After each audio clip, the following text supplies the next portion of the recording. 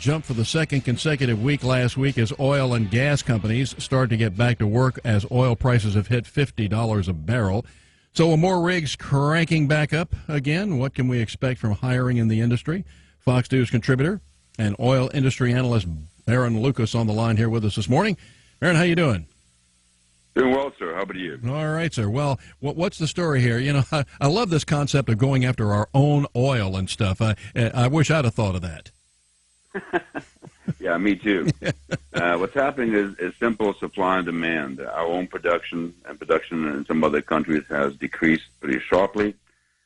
The supply and demand curves are realigning faster than anticipated, and there will be some volatility based on international market conditions, but we should see oil prices in a steady but slow climb with some volatility throughout the year, which means that anything over about $50, $55 on a steady state will allow the American oil field to go back to work, and I think that's what we're seeing right now. Mm-hmm. We're talking with Baron Lukas, a Fox News contributor, oil industry analyst. More rigs going on. Baron, one of the things that I can't believe is that we probably have a lot of oil and natural gas off of our coast here in Georgia and in South Carolina. And a lot of our politicians here, even though they're at least claim to be conservative Republicans, are saying that they really don't want us to drill out there. And I think it all goes back to probably the oil spill at the Gulf, but which was an anomaly, and the president just let it happen. But nevertheless, we're getting a lot of pushback from this. Well, that's true, and environmentalists have to be considered. However, it's really about price. And politics aside, the offshore platforms tend to be a little bit more expensive than onshore drilling. So it really is a price determinant. If the price goes significantly higher, then offshore drilling will become more attractive.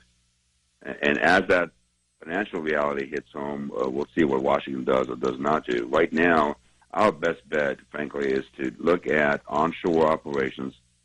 And I think right now at $50, most folks in most basins can more than break even, and that's good news for everybody. This is kind of the ground floor. The American oil field will come back. And the good news is onshore and offshore combined, if you draw a circle around us, Mexico, and Canada, within a few short years, we could be energy independent, and that changes everything.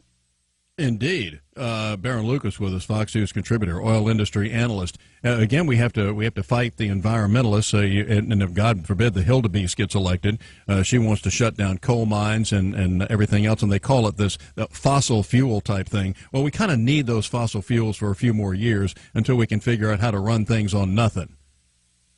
Yeah, I don't think we'll ever run things on nothing. It is a significant disinformation campaign. Fossil fuels are the only viable, portable, affordable energy source we have that can sustain themselves. Mm-hmm. Wind, solar, all these supposed sustainable green energy sources are only there because they are giving money by the government to run. They're subsidized. Yes. And that doesn't work over a long time. No, we've seen that with the what was a solar plant that went belly up after we spent billions of our tax dollars on it a couple of years ago. So more rigs cranking back up. Is that mostly in the Gulf right now, and Baron, or what? No, depends on the basin. I think the Permian will come back first. South Texas, the Eagle Ford will come back. Okay. So those that have the best economics will be the ones to recover first. And right now, I would say that's the Permian. And the good news is for the average American, this is the ground floor. So many of our retirement plans are tied to the oil field. And now I represent a company called Crudefunders, crowdfunding for the oil field, where the average American can log on and register and look for investment opportunities in the oil field and actually own a piece of an oil well. Recapitalization of the American oil field is critical, and the average American can now play. Oh, very cool. And this also includes natural gas and things of that nature, which we have, about a 1,000-year supply at least? Yeah, we have, and again, depends on who you ask. My own opinion is, based on what I'm hearing from my friends in the industry, we have literally hundreds of years of oil untold number of years of gas and coal, fundamentally, we are in the driver's seat. This isn't 85, 86, where we're running out of conventional production with shale revolution and ability to extract more and more oil for less and less cost.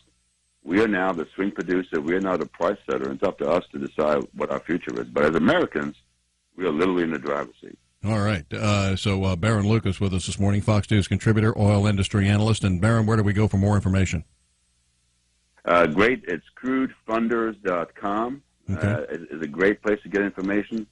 You'll find news about that company, news about the oil field, and where they can look to see what's best for them in terms of investments. Outstanding. Thank you, Baron. Appreciate it, sir. We'll be back in touch. Bye-bye now. Thank you. All right. Baron Lukas, Fox News contributor.